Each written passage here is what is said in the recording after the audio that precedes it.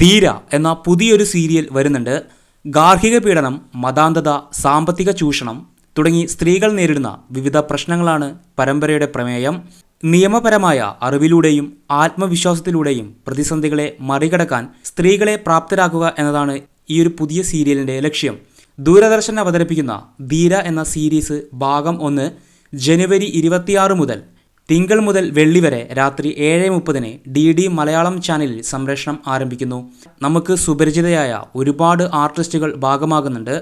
കൃഷ്ണകുമാർ മേനോൻ, ഐശ്വര്യ സുരേഷ്, സന്തോഷ് ശശിധരൻ, ദിവ്യ Sridhar, Mithun MK, Lakshmi Balagopal, Abhijith MK, Manju Subhash, കൃപാശേഖർ എന്നിങ്ങനെ ഒരുപാട് താരങ്ങൾ ഇതിൽ അഭിനയിക്കുന്നു.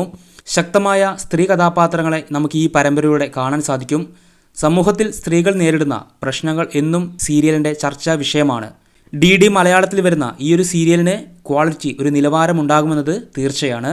ധീര എന്ന സീരിയൽ ജനുവരി 26 മുതൽ രാത്രി 7:30 സംപ്രേഷണം ആരംഭിക്കുന്നു.